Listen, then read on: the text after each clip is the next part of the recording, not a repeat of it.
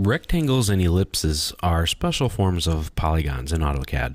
Rectangles are fairly straightforward, where ellipses can be a bit tricky. But there are still a lot of things and a lot of ways that you can draw rectangles. Rectangles work a lot like the polygon command, except you're stuck with the criteria of a rectangle, only 4 sides. You get 2 parallel sets of sides that are equal. You get to pick 2 points on opposite sides of the rectangle to create your shape. So if we come to the ribbon and we can find the rectangle command here, and you can kind of get an idea of how you're going to pick it, your first point and then your second point. It's very straightforward and simple enough. That's your rectangle.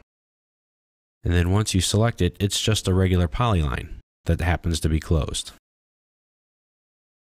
Now, it is a bit more complicated because you have a lot more options to it than that. If you start the rectangle command, which by the way, you can just type REC on the command line, or the full word rectangle. Now, you have a lot of different options down here: chamfer, elevation, fillet, thickness, and width. Some of those aren't available in AutoCAD LT. But if we pick our first point, we get another set of options: area, dimensions, and rotation. So your first choices will affect your second choices. But as with the line command, you can tell it how big you want your rectangle to be. If I type in 40, the horizontal distance of my rectangle will be 40 units. If I press the Tab key and type in 30, now my vertical length will be 30 units.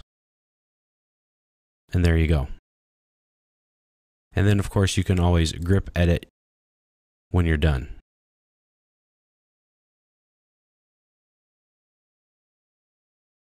When you start the rectangle command, you have some different options: chamfer, elevation, fillet. We kind of mentioned these before. The chamfer and fillet will work very similarly. A chamfer will automatically chamfer the corners. So let's tell it 4 units by 4 units. Now, whenever we draw our rectangle, you can see the corners will be clipped. And there you go. And this is still a polyline. So if we do the rectangle command again, those settings are still set into AutoCAD.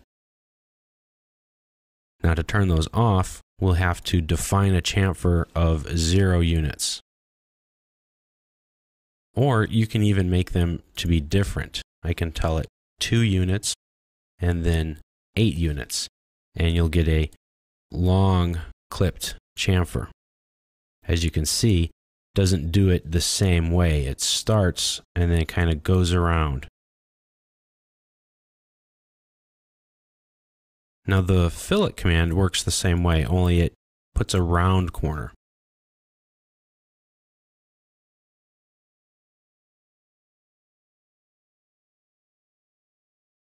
Your other options, elevation, which is not available in AutoCAD LT, will draw a rectangle at a certain elevation.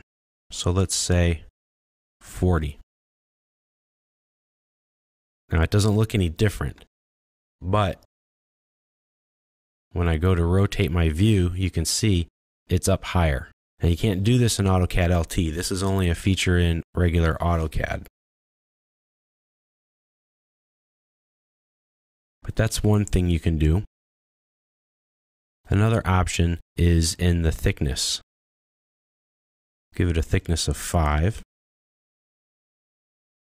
And again,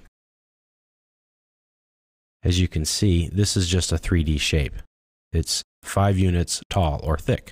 Again, not available in AutoCAD LT. And then the last option, the width. We'll give it a width of 5. Now this is an option that's available in AutoCAD LT. That makes the thickness of the line, the global width, just like a regular polyline of 5 units.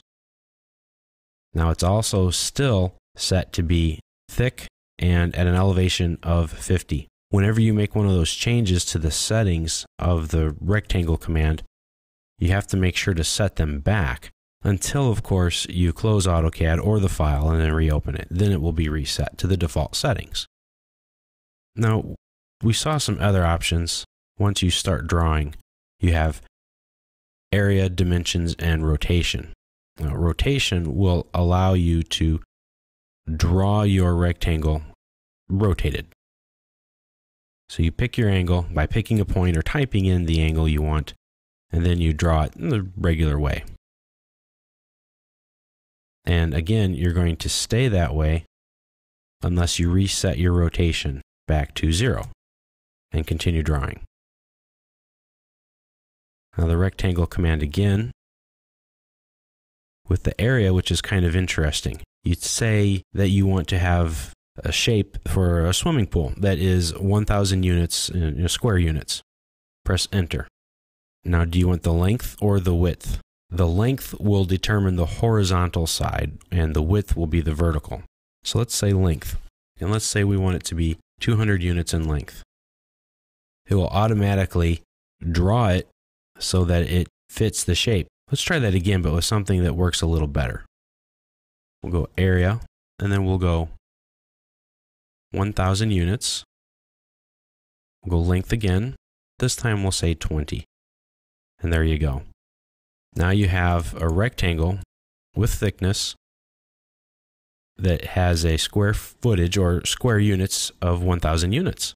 So if you're trying to design a swimming pool or a room for your house and you need it to be a certain square footage and you know you want one length to be a certain length, then it's very easy to get the other length without having to do any math. And then the last option that we'll show here is the dimensions. The dimension option is very similar to when you entered in the lengths and sides earlier. So you'll just be able to type in the lengths that you want, say 30 and then 50, and it locks it in for you. So the dimension option is a leftover from before AutoCAD had a dynamic input where it was very easy to type in your length and width. So you probably won't ever use that, but I wanted to show it to you in case you were wondering what it was. Now let's clear some of this off. And I want to show you the ellipse command. The ellipse is a little bit different, but it's similar to a circle and an arc in that you have multiple ways to draw them. You can even draw an elliptical arc. An ellipse is essentially an oval, and there are two main ways to draw them. Start the command by just typing in ellipse or EL. The default method is to pick the two horizontal points, meaning the two horizontal axis points. That will define how wide the ellipse will be. Then as you move your crosshairs up or down, you are defining the radius of that vertical arc. And there you go.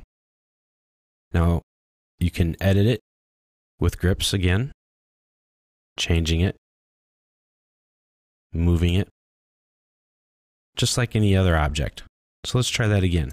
So you type in EL, and you want to pick your first point and then your second point. And those are the outer points of the ellipse.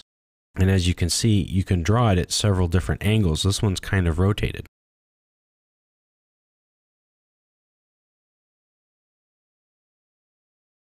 Now, the other option is to pick the center first.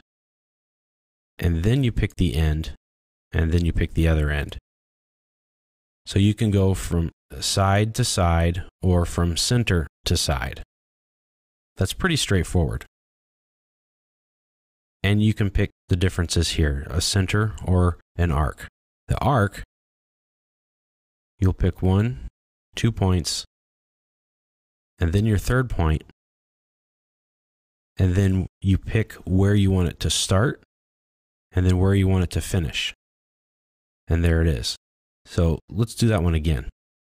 If you come up to the elliptical arc, you're going to create your ellipse.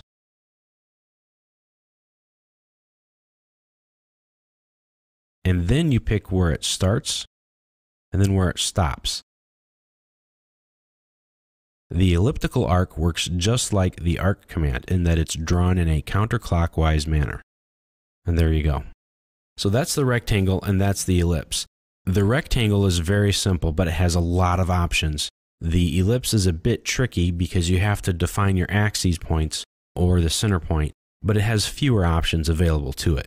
but both are really cool and can make some great designs.